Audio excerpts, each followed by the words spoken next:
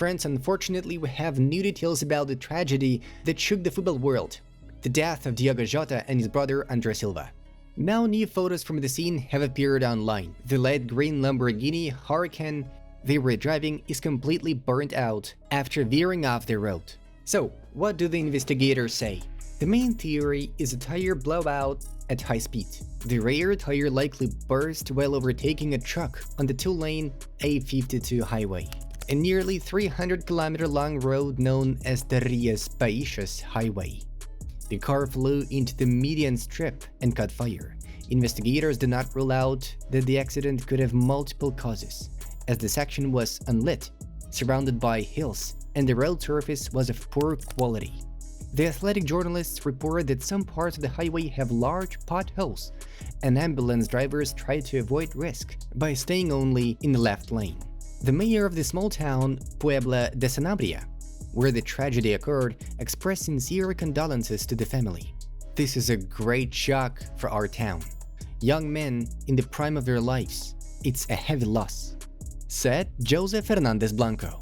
By the way, Diogo and his brother were traveling from Portugal to Santander in northern Spain. They planned to stop in Benavente, roughly halfway through their route, and then continue by ferry to England.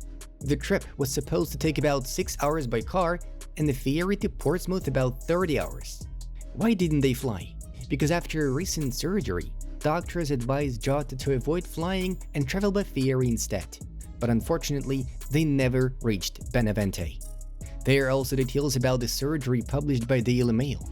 Physiotherapist Miguel Goncalves, who worked with Diogo just 5 hours before the crash, said the Liverpool star was not partying or socializing before the tragedy. "I've seen some regrettable things online, and I've heard some in the media."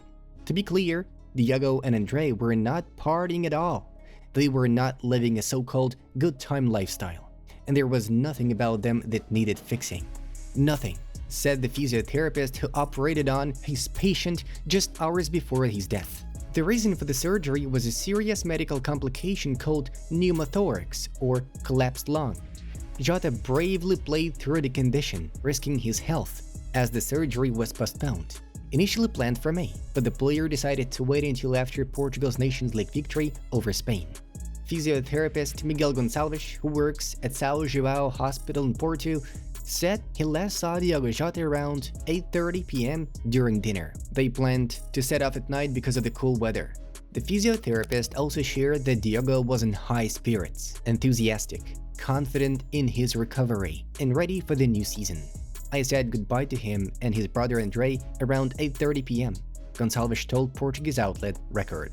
André was a great companion and decided to go with his brother to support him and spend more time together. The remains of the car at the scene show that the brothers were traveling to the UK in a Lamborghini Huracan Evo Spider.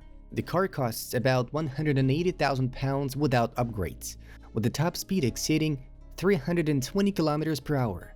It accelerates from 0 to 100 km per hour in 3.1 seconds. It's still not clear who was driving. Portuguese journalist Victor Pinto added on CMTV channel, "Diogo sometimes chose to travel by car because he had some pulmonary discomfort. Nothing serious. And as we know, there is a ferry that connects southern England to Spain." On Thursday afternoon, hearses were spotted arriving at a funeral home in Puebla de Sanabria, northwestern Spain, where their bodies were taken after a horrific crash. Today, the football world mourns a heavy loss. The heartbroken wife of Diogo Jota, Ruth Cardoso, along with the player's parents, stood vigil beside the coffins of Diogo and his brother André.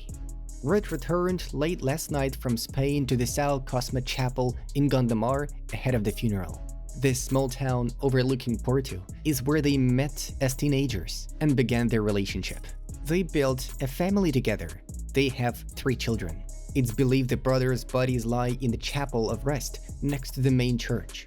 Also attending the wake were Portugal's Prime Minister Luís Montenegro, Diogo's agent Jorge Mendes, and later the country's president Marcelo de Sousa.